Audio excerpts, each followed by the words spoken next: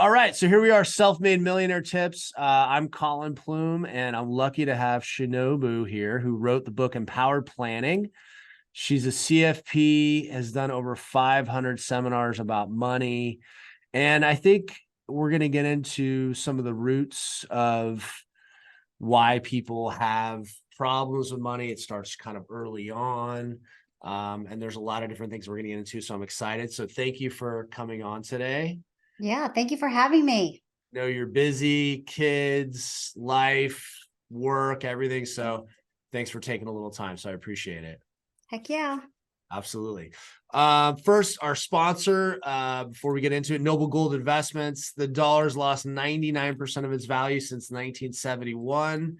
If you like tangible investments, you like gold and silver, you can put it in your IRA, you can get it at home, you can put it under your mattress. Check out Noble Gold Investments if that's something of interest to you. So let's get into money. Let's talk about the thing I want to start. Let's just start young. I have 3 kids. I know you have children. There's this childhood money culture that I think it's left a lot of people, this piggyback culture, and talk to me about how you talk to your kids about allowance, money. What's happening out there? What's changing from when we were kids? I think what's changing the most is the quick access, the instant gratification that we have to buying anything that we want. And, when I was younger, it would be maybe you get an allowance, you'd have to save the money, then you have to drive to a store, go pick it up. Where now the kids know they just open the door and there's a package outside and Right. it comes instantly. So I think that behavior alone, when you're checking out at a lot of online stores as well, they're quickly offering payment plans too. So I think people are able to purchase larger items quicker and kind of just leverage out when they're going to pay for them. So these things are a little bit different than when we were younger. And my kids are still pretty young, but I try to incorporate every time we're spending money and just really explaining what that's like. And I think an easy way to do that is when you go to the grocery store. If you go to the grocery store with your kids, of just explaining where everything's coming from, where the food's coming from, whose job it was, and then all the people working at the store, that they all have jobs. We're spending money at the store. Then they take that money from their paycheck. Then they go and spend that money, and just really get them understanding how money works, how Right. everybody kind of is working to earn money and money's kind of getting passed around, and how intentional you should be with spending your money. Yeah. You talked to them about inflation yet, or is that maybe that's too big of a I mean, topic? it's not, my daughter didn't finish her milk last night. I picked up the cup and I'm like, hey, man, come on. I'm like, I'm Finish paying this. for organic, like $10 a gallon. You got to drink this milk. And she's looking at me wide eyed, but I'm serious. My dad grew up in Kenya and he didn't have a lot. So he kind of ingrained that in me growing up, not to waste. And also, I think very prevalent in the Japanese culture is not wasting food. So they really preserve, if you have leftovers, they will make a meal out of it the next day, for breakfast, lunch, and dinner. And I try to teach that to my kids of just kind of a no waste policy at Yeah. our house. So when there is waste, I'm dropping the hammer. I'm letting them know, not only is it wasteful for the environment, but also wasteful on our wallets. And I do take the time, I don't care how old they are, just to explain it to them. And I think the more you can do that, you're desensitizing your children to the topic of money. And it's not this like, we're talking about money, I'm uncomfortable, and they're going to grow up with that. They're talking about money because we think about money all day, every time we spend money on anything, whether that's buying lunch or you're making a big purchase. So to get them familiar with connecting those dots, I think is really helpful as well. Yeah, no, and I think starting in a very small way with like everyday conversations about things that they can relate to, children can relate to, is really important. My wife is a big she always talks about, even just on the small, like paper towels. She like doesn't take the full paper towel. We always break the paper towel into 4 different ways. And the kids sometimes will go over and we'll be like, "Hey, clean that up." And they'll go over and they know to like, and it's like we explain to them because you're wasting. You don't need to use that full paper towel. And so I think every conversation you can have. I took my oldest son, he lost a tooth, and so we went to take him. He lost a tooth late at night. We didn't have used to put Oh, money, yeah. and we actually didn't have any cash. So we had a note said you could get a toy from the Tooth Fairy. And, he made a comment that it looked like mommy's writing. And so I had to, divert on that. But anyway, so we go to the store the next day, and we go, and he wanted to get a Pokemon, the cards to open, and it was $6. And so he was like, well, what about that pack? And we started going through like what $6 is. And I was explaining to him that, minimum wage, let's just say, is like $11 or $12. The national average is lower. But I was saying that like someone could work for an hour, and then after taxes, like maybe they're going to get like $10. And this could be 1 hour of work for an average person to buy this pack of cards. And I was Yeah. really trying to get like very specific on it. And he was saying like, wow, an hour is a long time. And obviously being 7, an hour is a long time.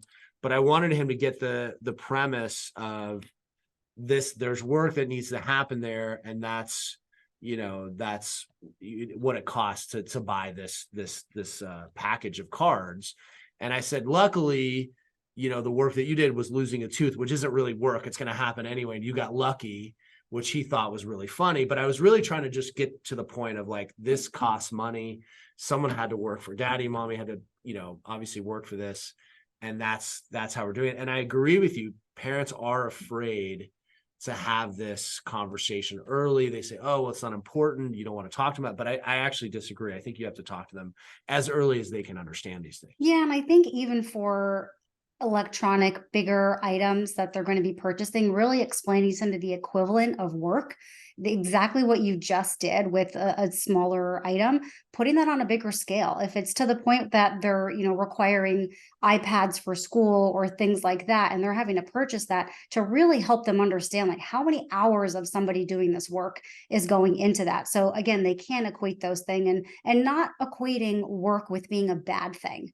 Really explaining to them, sometimes when I am saying, hey, I have to work so we can have XYZ, and they're like, well, we don't like when you work, and taking the time to explain, well, I really like what I do, and here's why I enjoy that. So they're not equating like money with this like bad connotation, or work with this negative connotation of just, turning it around for them, but also just being realistic of how things work.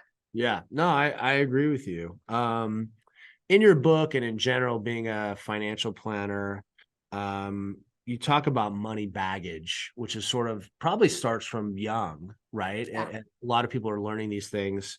What are some of the common things that you're seeing people struggle with when it comes to this baggage of money? And what are you dealing with when you're, advising people day to day? Well, one of the big things that comes up is just inaction, where people are wanting to learn more about money. Maybe they're getting a little overwhelmed, and so their solution is to do nothing.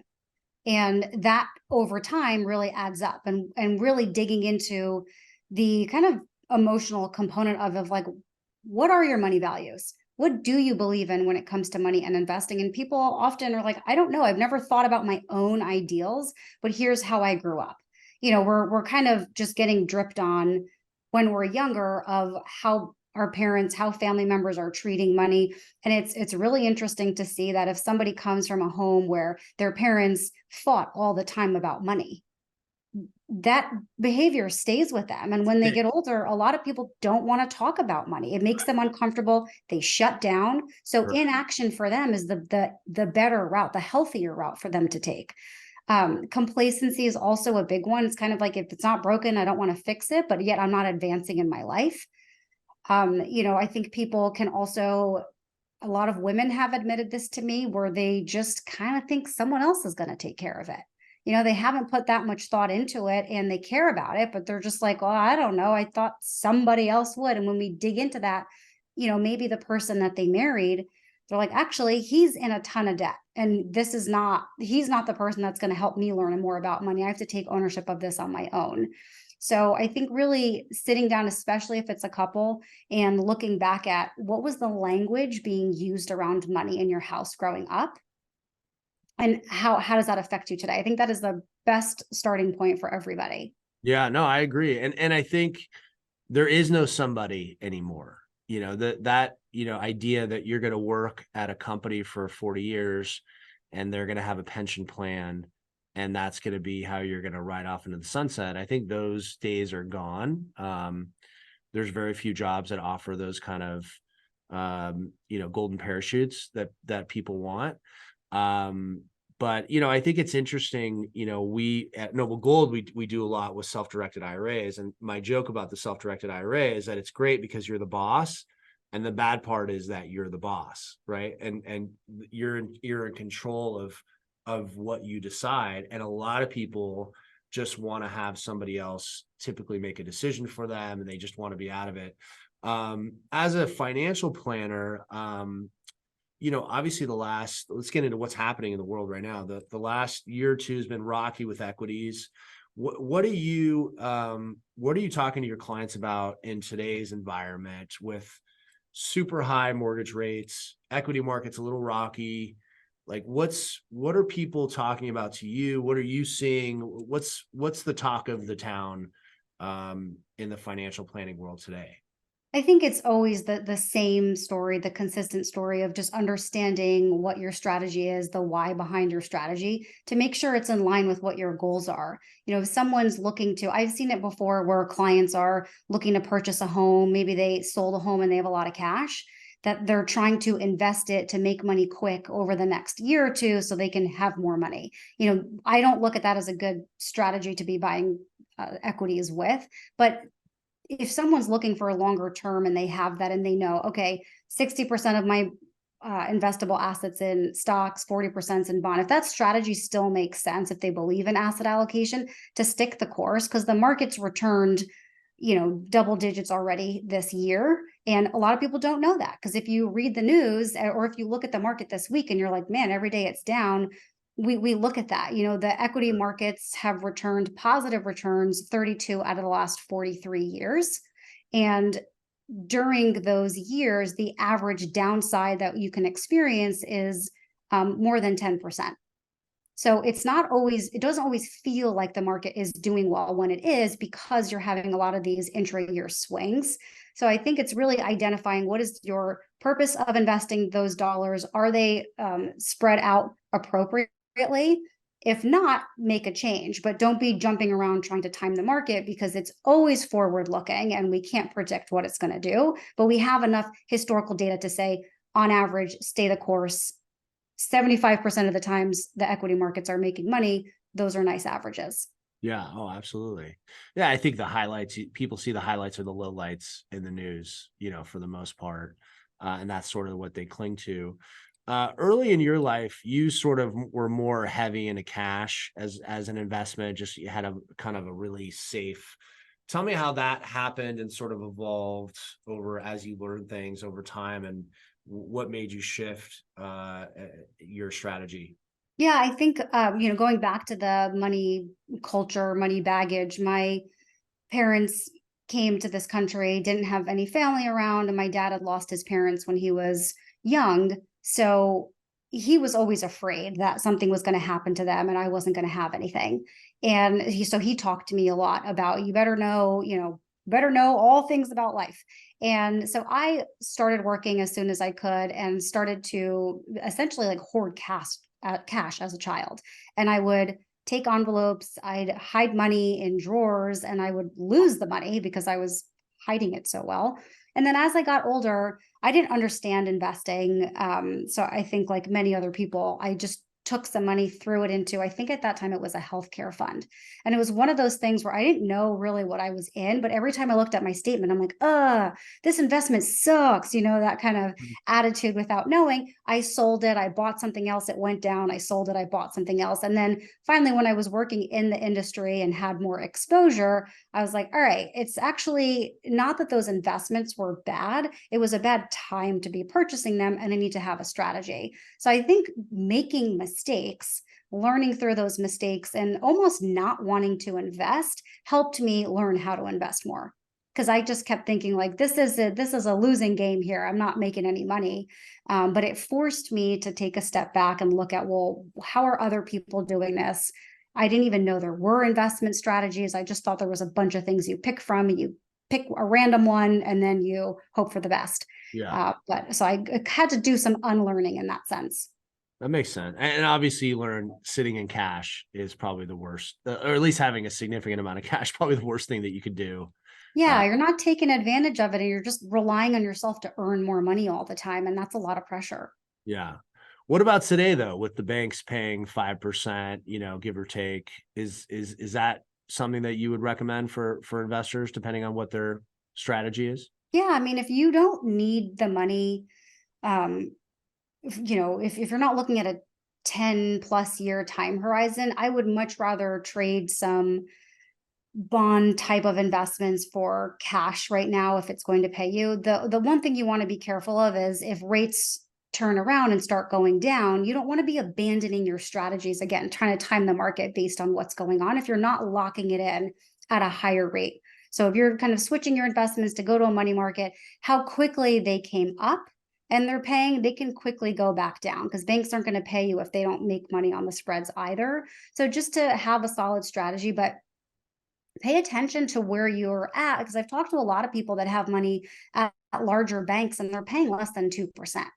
Hmm. And if you can go out and get a safe savings account or put it in a money market that you're comfortable with and they're paying 4.5%, 5%, then I would go ahead and do that. And there's some CDs that are paying 5.5% for 9 to 12 months. I would look at how much liquidity you need, but to take advantage of those rates right now. Yeah, absolutely. Yeah, I can't believe anybody would be sitting at 2% right now. It seems like there's so many opportunities to make a higher return. I don't keep a lot of money in cash, but obviously I'm happy that to get a decent return. But obviously, if the banks are paying 4 or 5%, then we know inflation is probably double. That's Mhm. even though they're reporting, 4 or 5%, the banks aren't going to pay what actually inflation is. So we know it's probably much higher. And I think to your point, you need to get those double digit returns over the long term to really have a comfortable and safe strategy for retirement.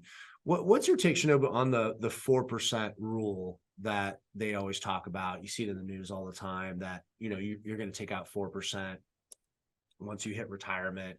Is that strategy still effective today? I mean, it's effective if you actually stick to it, though, because when people say 4%, they're usually actually using a dollar amount. So if someone's saying I'm taking out 4% of my money, they're spending, well, let's just call it, $80,000 a year.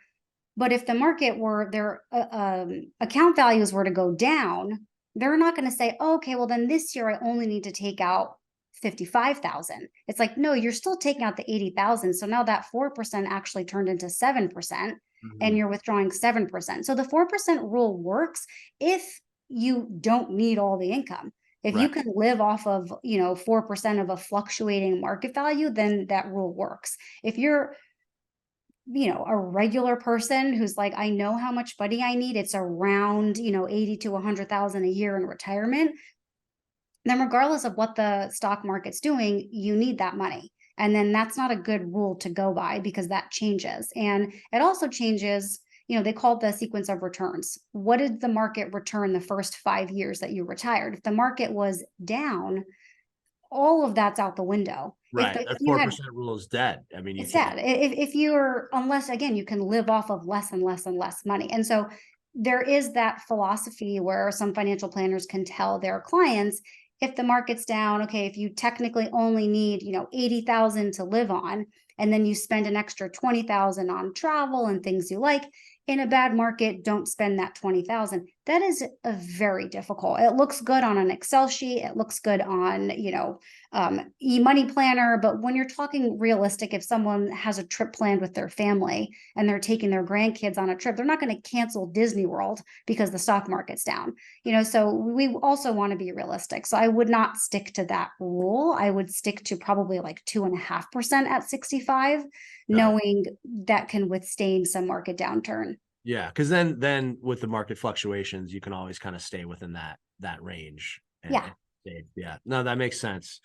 I know you worked at some big firms, Fidelity, Barney's. What did you see there um, that made you sort of want to shift out of there? Or what was sort of the mindset that made you want to go out on your own?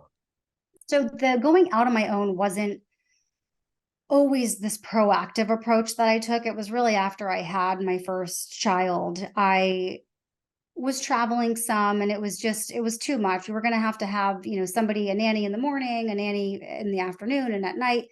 And I'm like, what am I doing this for? Kind of, I had one of those, like, what's the purpose of my life kind of moments. And I wanted a lot of flexibility. And at that time, I'm sure it would be available now, but at that time it wasn't an option. Right. So I looked around at part-time jobs, and I'm going, how am I going from having this really amazing career and all of these credentials to having to find work that's going to be, minimum wage bookkeeping if I want to work from home by myself. So I opened up my own business so I could continue using my credentials to earn income, but do it on my own schedule. I do have to say, working for these larger organizations, they're great training grounds because they have the resources to give you the proper education, to send you to the trainings, to get exposure to a large group of people. But then when it comes to customization, a lot of times that's taken out of the equation. They don't want you to customize it because then they're essentially liable for every single person that works there. So I think working for myself, the freedom to say, okay, I like this structure as a base, but we actually need to add more color into these areas to help people along a little bit more. And I'm able to do that working for myself. Now, I was talking to somebody today about nobody today wants to be a part of a big organization, like especially what they want, like they want to feel that it's intimate. They want to feel that it's like about them. And so, I'm sure that's what your clients are finding, is that you're more agile and you could be, more curtailed to them. Whereas a big company, they have to put these systems in place to be for the masses, where you in essence don't have to do that, right? Yeah, there's a level of customization that you can offer where a bigger company, because financial planners aren't paid like attorneys. They're not paid by the hour. They're paid by usually assets under management or products they're selling. So they have to, basically continue to do more business. Otherwise, they're not going to have a job. Sure. So they can't spend all of this time with someone to really customize. Well, and also being a financial planner and charging a percentage under management, you're incentivized to grow, right? To Yeah, grow the portfolio. Whereas there's a lot of industries, lawyers and things where it doesn't matter how the business is going, they're charging an hourly no matter rate, what. and it doesn't matter. And so, and I know, you've had up to 350 million under management, which is obviously quite a staggering number. So you've hit a very high level of success. A big part of what you talk about in your book and overall in your seminars is helping women reframe their relationship with money. What shifts, or how do you teach women to make these changes that have been sort of with, things that they've had in them for a long time? How do you help them make those changes? I think starting at the beginning again of going through what their money story is. And for a lot of women, it's different, but the stories are really, they weren't allowed to talk about it, or it wasn't looked at. They should talk about it. It's not their responsibility, that kind of thing. Of really stepping into what's important to them and how are they going to get there, and taking ownership of that, asking for more information if that's what they want, if that's what they're looking for, and not feeling like, one of the other things that I heard a lot from women is if they are going to talk to a professional about their monies, sometimes they're talked to as if it's not their money. Mm, And they're like, wait a minute, like I did work, this is my money. And they're talking to me like as if I'm lucky to be having this money. So just also giving them the confidence to walk away from a professional relationship if it's not sitting well. If it doesn't feel good, then you don't have to do it anymore. And I think just not being silent about values that they care about. And I think just working with me because I'm more in the education space now than anything else through my coaching, as they get more education, they feel more confident. As they feel more confident, they have that empowerment. And now they're speaking with more gusto than they were before, of kind of asking vague questions. Now they're confident in asking very direct questions and feel good about pushing the envelope a little bit more, where before they might have shied away and then would have led to inaction. yeah. No, it's great. And to further your point, when people talk to me about Noble Gold, they always think that it's that the financial decisions are typically driven by males, or the majority of the buyers are males. And it's actually not true. It's actually pretty close to 50-50 in terms of people buying from us, and people a lot of times they aren't aware of that. But you know, a lot of times what we deal with people that are near retirement is the wives are actually handling the money for the most part, you know, at that point. So I think that, you know, the conception out there that, you know, both people are involved, both parties, husband, it's shifting slowly, but Yeah. it's shifting. Um, so you're looking at, you know, women are talking to you about finances, you know, they're getting more involved. What do you think we need to do to educate just overall the public about, when do you think people should start thinking about setting up for retirement? What age, you know, how does, you know, someone at 18, should they be starting then? Should they, you know, what's the best time to get started in this financial planning phase? I would do it as soon as you get your first job. And even if you're a minor, there are minor accounts you can open for Roth IRAs. And I would just get started, because it's essentially you're just building a habit.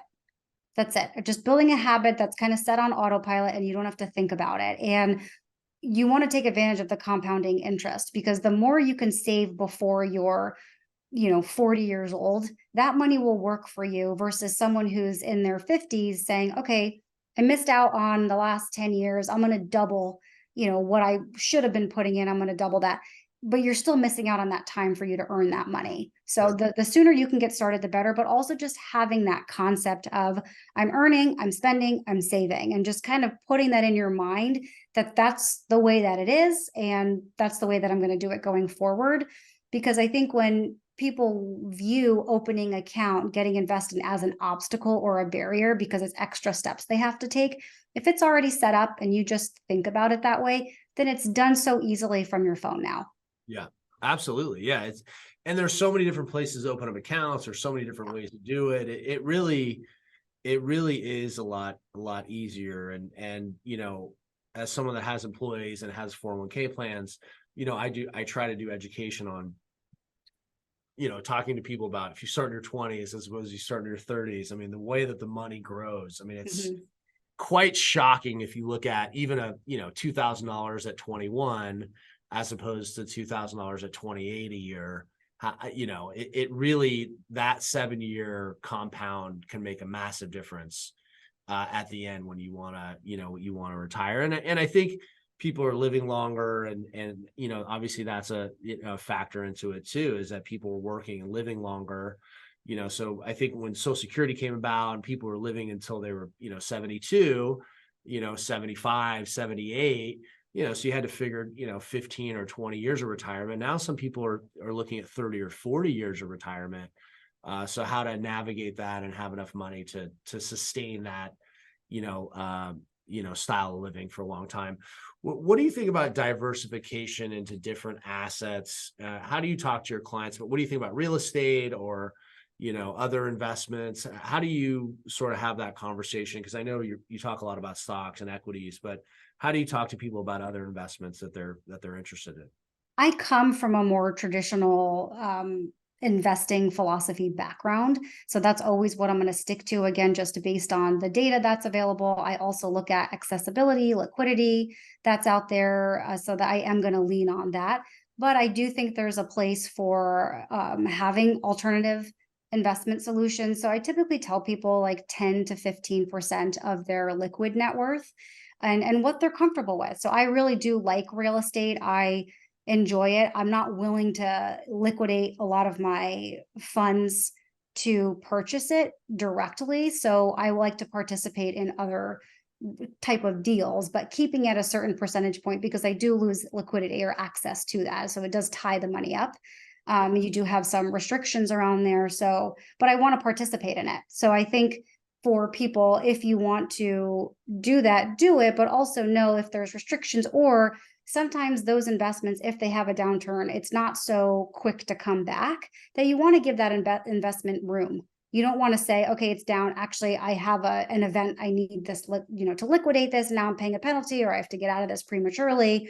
So just to make sure that it's appropriate in line with what your investment objective is. And then know too, if it is considered high risk, look at like how much paperwork you have to sign. If there's extra disclosures, just know I would be okay, losing that amount, but I would be, stoked if I made a ton of money on this, right. and it's also, it's exciting too, to be part of those things. So to do it within reason of, if it doesn't go well in a certain period of time that you needed, you're not getting kicked out of your house because you lost a bunch of money for your family. Absolutely. Yeah. And listen, all investment is not equal too, right? I mean, I was just in Phoenix for a project I'm involved with, and I was looking at office buildings, and they can't even give them away there. Yeah. So, and that's, Crazy. that used to be, class A type of, there's REITs out there that really just focus on that. And, most likely a lot of that real estate never comes back. People are never going back into that traditional office in that way that we used to have it before. So to kind of wrap, let's talk about the blind spots and I think there's 6 blind spots that you've identified, Shinobu, that are prevalent today. Tell me about those. Tell me what they are. And let's dive into that a little bit.